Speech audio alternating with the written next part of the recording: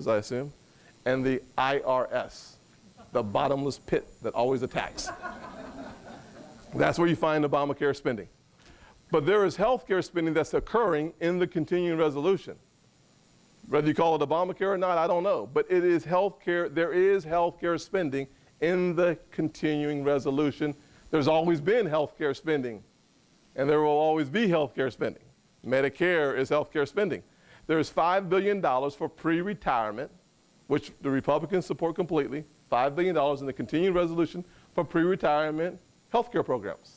Now, those of you who don't like that, don't raise your hand, you may be attacked. But I think it's perfectly fine. We've done it for a long time. I think it's important for us to continue working towards pre-retirement health care solutions. The second area are those high-risk banks. South Carolina's had one for a couple of years. We had one before there was even the notion of Obamacare. A high-risk pool simply says if you have a pre-existing condition, there's a place for you to find coverage. Now, your coverage is going to be more expensive, but you can find coverage in the private markets. And the $5 billion for all the states was allocated for that expense. I'm okay with that. Now, when you look at the $105 billion, you look at this chart, and anybody wants a copy, just sign up or let me know, and I'll try to get you a copy of the whole deal here. And what you'll find is that $40.3 billion, $40.2 billion starts in year 2014. Not now, but in 2014 and 2015. And that would be $19 billion in 2014, that's $21 billion in 2015 for the CHIP program that was started under President Bush for the kids who don't have health insurance. That's going to be enveloped into Obamacare. But that spending isn't in the continuing resolution either. That is future spending in future budget years. And on and on. I mean, this goes from 2010 through 2019, and it tells you every penny for health care that could be found by the specialists in health policies in the United States government. I checked with 3 or 4 different sources. And when I went back and pinpointed those folks who said that the $105 billion was a part of the continuing resolution, and I asked about mandatory spending being in a continuing resolution, they said, well, no, it's actually in Obamacare. And so for those of you who are looking for facts, I'm happy to have you come over and take a look at this, and we can scan it and get it over to you. I was going to try to post this on Facebook, but you would have fallen asleep trying to figure this out. And I'm happy to answer any more questions when we get into the questions part. I better hurry up. I've got about 5 minutes left. So, next slide. Here is the most interesting part of this whole deal. Okay, now, when I talk about the continuing resolution versus the entire budget, from here to here is off the table until you get to an actual budget year. When you're in a continuing resolution, all you get to deal with is defensive spending and non-defense discretionary spending. So all the arguments over the $61 billion that we pledged to cut can only come out of here or here, because all of this is off the table until next month when we get to the overall budget war. Makes sense to everybody? So a continuing resolution are only these 2 pots. Now, question, and we may disagree on this. I'll tell you up front, and I'm okay if we do. I just want to be completely clear. I'm not looking to cut a whole lot of money out of the defensive spending's bottom line. I know they say that's a Republican sacred cow, but really, it's common sense this year. Anybody heard of Libya or Afghanistan or Iraq or Iran or North Korea, Yemen, China? Hey, let me tell you what I am going to do, however. I have committed to one thing, taking a look at this pot here, and if there are congressional sacred cows that we have hidden in the defense budget, and there are bunches of them, because we as conservatives don't pay attention as closely to the defense spending as we should, in my opinion. My commitment is simply this: if it's not a military objective, take it out. Amen. Period.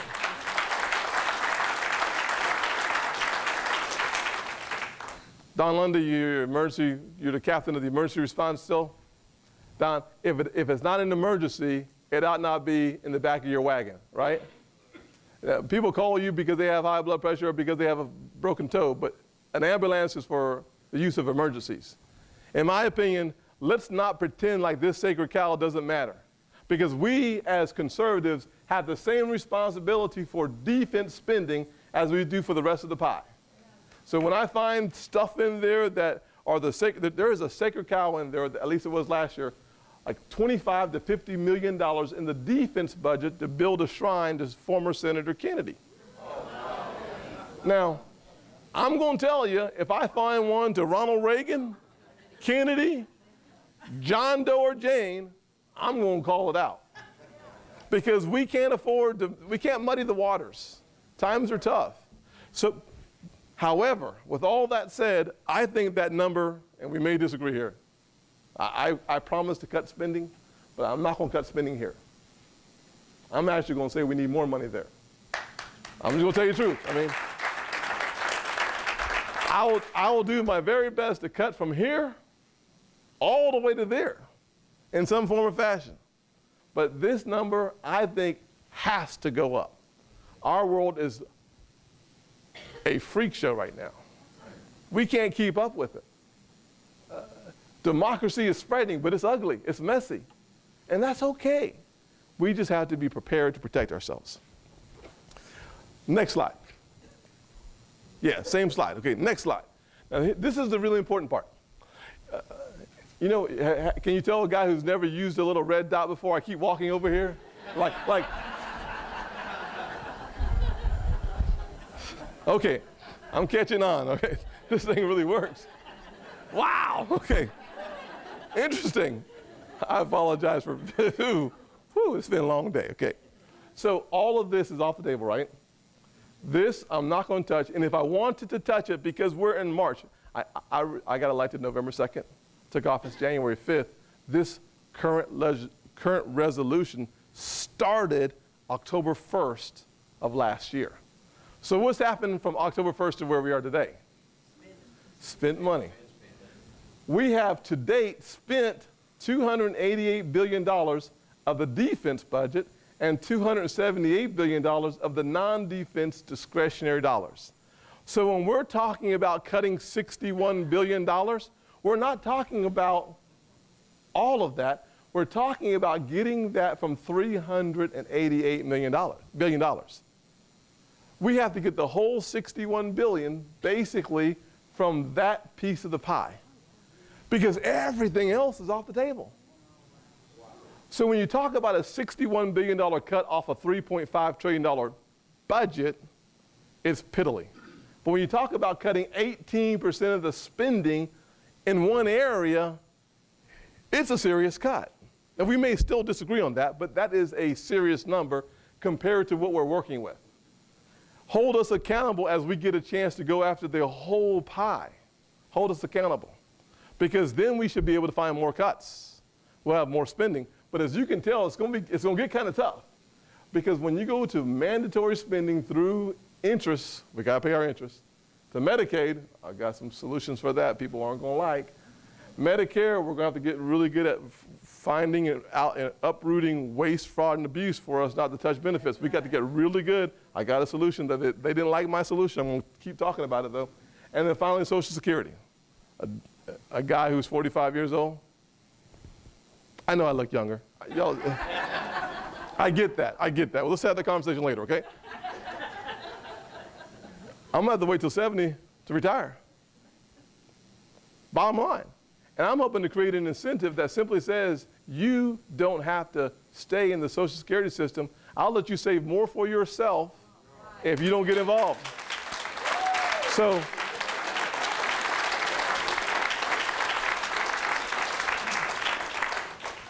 compliments of Senator Rand Paul. Tell you the truth. He and I are working on this together. And he's a lot smarter than I am. But I will tell you that if you walk away with one thing, let it be that a continuing resolution only deals with these two. If you understand that, then when we're having the fights and the bickering and the Facebooks, God bless Facebook sometimes, about closed my account down the other day, we're not talking about all of this. We're talking about really that. Because I'm not cutting defense. So all I have left to buy my $61 billion is right there. And we're cutting good programs. But guess what? Having a good program for people today only means you don't have a good program for people tomorrow. And if you got to borrow the money to have a good program today, it means you can't afford the good program today. Sometimes you just got to say no. So, we must cut spending in order to save our country's financial soul. But we can't just cut spending. We got to cut spending, and at the same time, we have to reestablish a good economy, and therefore, what we must do is grow our economy. And the question is, how do we grow the economy? And it is, in fact, the act that I sponsored after Ronald Reagan, the Rising Tide, got it wrong, Rising Tides Act of 2011, which starts with the fundamental principle that there's only one taxpayer in the United States of America, and it's the individual. Every corporate, every company passes it down to you. Now, I've already, one of my first co-sponsored bills was, in fact, the fair tax, period. No doubt, big believer. I started with the corporate tax rate because President Obama said he was interested in having a conversation about the highest tax rate in the world, which is America's corporate tax rate. Now, I'm not sure if he was serious or not, but I am. In 2 days, we have 57 or 54 co-sponsors in 2 days. They said I couldn't get to 50. We got to 56, 57, and we filed the bill, and now we have another 4 or 5 coming. We'll get 100 co-sponsors on this bill because we have to be serious about reducing the burden, which is a disincentive to allow companies to go back to work. And if we do that, we can build a better economy. And permanent repatriation simply says, if a company makes money overseas, you can bring it back without having double taxation. There's $1 trillion overseas that will not come back and hire our employees or invest in our economy because of double taxation. And so here's my fundamental principle. As government spending and taxes go up, revenues actually go down. It's counterintuitive. But the more you tax something, the less you get of it. So the less you tax of something, the more you get. The more we spend, the less freedom we have because there's no such thing as federal money. I'm looking for it, okay? It doesn't exist. There's only your money. And I want you to have it back. And I'm going to help you get it back.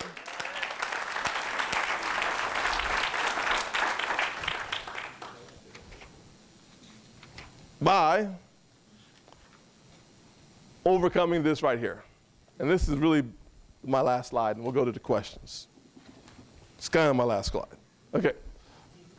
Kind of like a pastor saying he's getting ready to close. He ain't closing yet, though.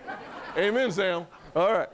So here's President Obama's definition of freezing spending.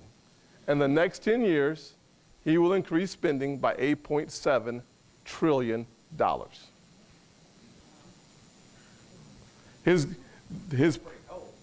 Right, exactly.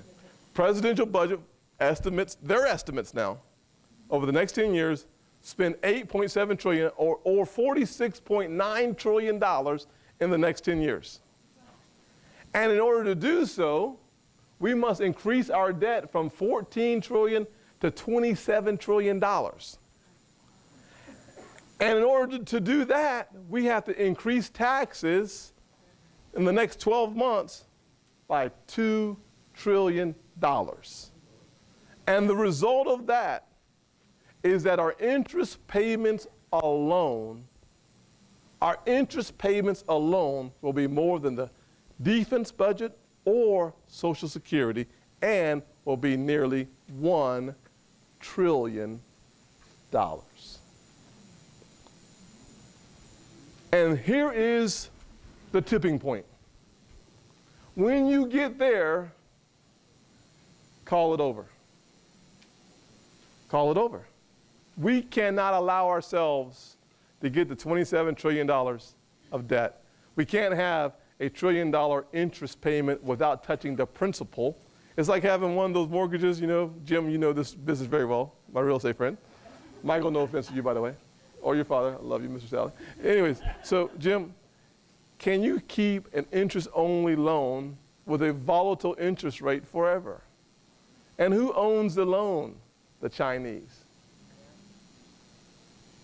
So we can't do this. I won't do this. And so my commitment is the exact same contract that we began, and that is simply we must cut spending. Not because it's fun, not because it doesn't hurt, not because we're not cutting some good things and bad things, but for one reason. There is no America at the end. Whether we go away in 2021 or not, the bottom line is to call the game over. And this, unfortunately, is not a joke. This is where I get pretty emotional. Because people have died so that we can have this liberty that we are so in love with. But it comes with a responsibility. And our responsibility, and my responsibility, is to stop spending money I simply do not have. Period.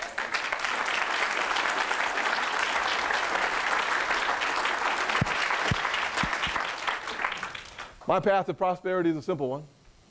We must spend less, we have to tax less, and we have to, in order to do so, get to Social Security, Medicaid, and Medicare. It can't happen. And you see my asterisk. It simply says that if you are within 10 years of getting your benefits, this will not apply to you. But it will apply to me. It will apply. Because here's what I believe is, here's what lacks integrity. Here's what's dishonest. To make a promise to the greatest generation and to say, I'm just joking. I'm not going to do that. So for us to balance the budget in the next 10 years is impossible. Because in order for us to balance the budget, we would have to eliminate entitlements altogether. We can start there, but that's less than $100 billion. We can't get to where we need to go anywhere other than to examine the waste, fraud, and abuse in Medicare. I think that we can get a couple $100 billion there. We have to cut discretionary spending to the bone, and we have to take Medicaid, we've got to block it and send it to the states. We've got to put a cap on how much money we're willing to spend in Medicaid. And we have to means test or do something neat and fancy, raising the age, and then creating a tax credit, a tax benefit, or tax deductions that simply says to a guy who's 45 years old, figure it out yourself, keep paying to take care of those who are already on the system, but find another path to prosperity on your own. I'll take my chances. If I can go from saving 12 or 13,000 to 20,000, I'll do it. If I can only save 2,000, I can go to 4,000 on my IRAs, I'll do it. Because if you have enough time, your time horizon dictates the outcome. If you have 20 years or more to get to retirement, you can make it work. If you are working, you can make it work. And that is for those who can work, not those who won't. If you won't work, let me just tell you, I've already got a new welfare reform package that's getting ready to come out next 2 months.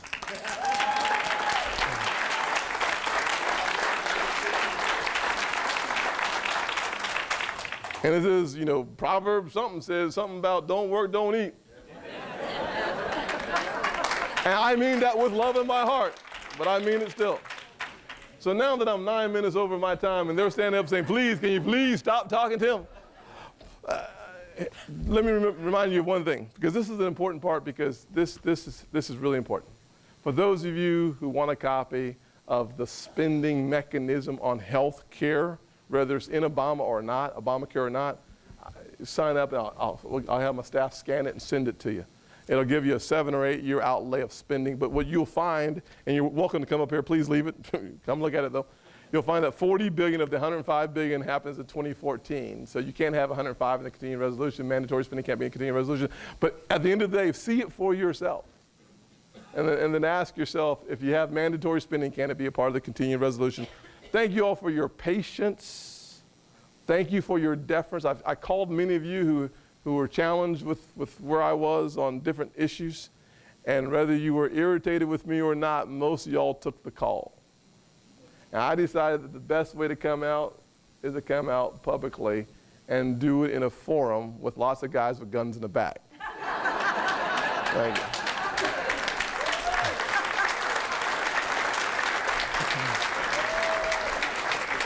Okay.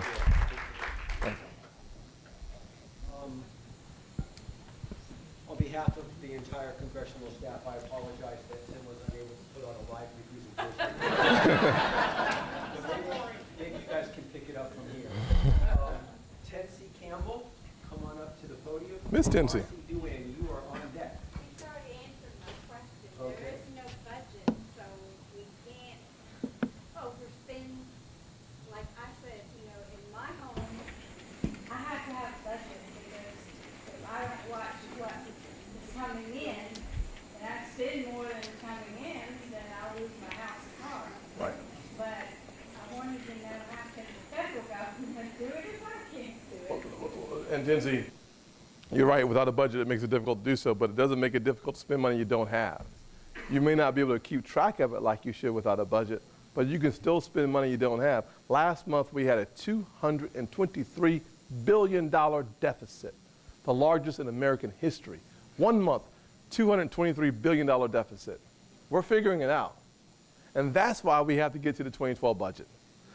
In order for us to have a debt ceiling conversation, we have to have caps on spending in this country. We have to have a balanced budget amendment going to the states. We have got to systematically change the way we spend money in America, or we shouldn't give them any more of it.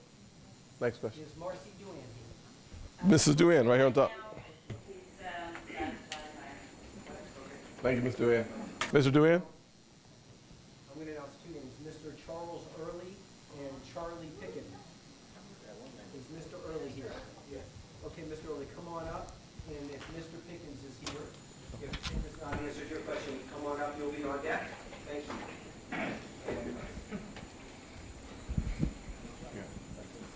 It's not so much directed at you, but just in general, your feeling of what you see up there. Is the government going to get serious about dealing with the debt before we go bankrupt or after? Fair question. I will tell you that we will get more vigilant as we enter into the 2012 budget, but the conservatives on our side are very serious about finding a way to bring those numbers together.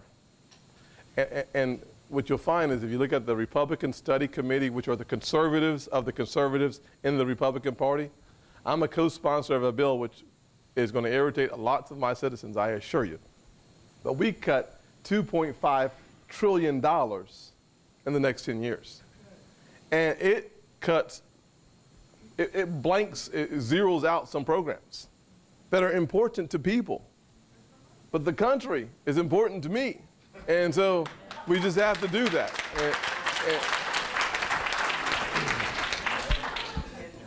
Before you ask your question, sir, if Mr. David Franklin, if you're on deck, if Tim has not answered your question, you're on deck, sir. Thank you. All right, Mr. Scott, thank you for taking my question. Yes, what do you believe is the greatest hurdle towards passing a balanced budget amendment / adhering to one? What do you believe is the greatest hurdle? Honestly, Yes, sir. courage. Courage. I mean, it's a simple thing. I mean, hey, South Carolina operates under a balanced budget amendment, and you know what that means to our state legislators? I was one last year. That when you have to cut 18 or 20% of your spending in order to balance your budget, you cut it. Our country's got to cut. We got to have, as they call it, Robert Baer, I don't know how to spell this, but draconian. Yeah. I disagree with the definition of draconian. If you don't exist, it doesn't matter whether it's draconian or not. I'm a goals person, and my question is, Do you have support of the rest of Congress to pass a budget not to exceed $2 trillion? No, sir.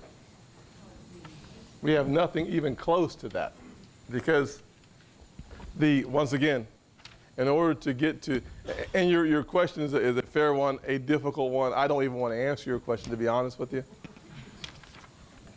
Thank God for your little granddaughter.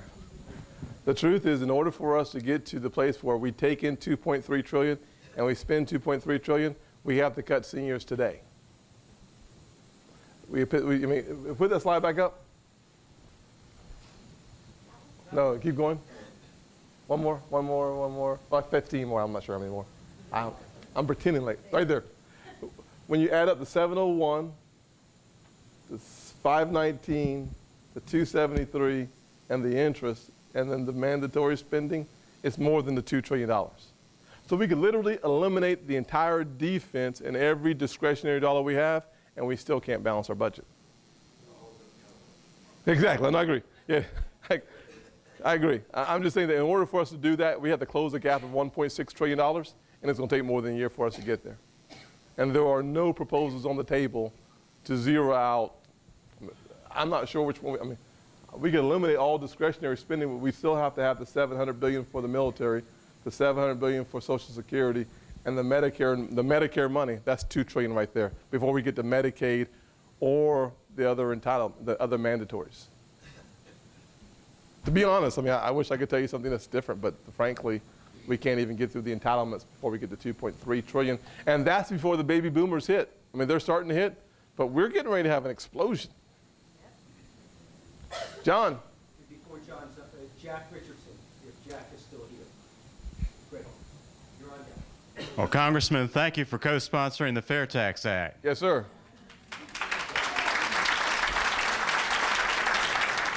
The 10th Amendment to our Constitution delegates the powers that the federal government can have and puts all the other powers in the domain of the states and the people. Education is not one of those enumerated powers. So do you support cutting the federal education department, which passes on unfunded mandates to the states and school districts, and eventually eliminating it? Yeah, there's no question that over the next several years, we'll have a robust debate over the education department. My theory has not changed from the campaign trail to where I am today, and that is the answer is yes, but there's no good way to send money to D.C. to educate a child in Charleston and get it back. So, and John, the process is very important, however.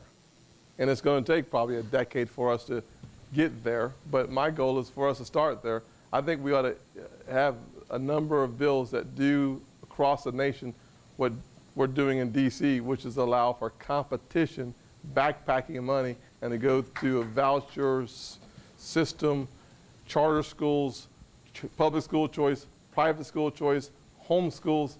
We need every single thing as a cafeteria plan on the table for our children and our future. Jack, how are you, buddy? Jack, before you go, sir, is there a Dan, can't get the last name, 8520 Trenchstone Lane, Dan? Okay, great, yeah, okay, thank you, sir. The problem is not to send anybody to your house. Tim, you answered a lot of my question just a moment ago. Yes, sir. But at the same point, I believe the federal government has to be a leader and provide leadership in encouraging teachers to be the best that they can be, to bringing this back into the realm of our local and state government. We have failing teachers out there that in union-driven states, people can't get rid of them. Look at Wisconsin right now. Yeah.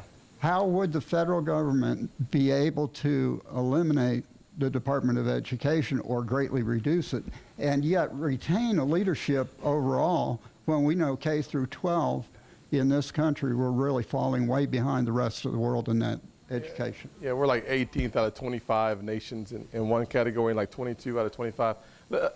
Here's an area where you just tell them the truth as you see it, and Jack's a buddy of mine, and we just disagree on this issue.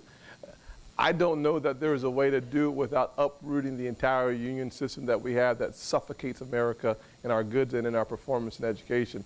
The challenge that we have, however, is we had a vote in the House to stop allowing, I believe this is the way it works, union dues to be bank payroll deducted.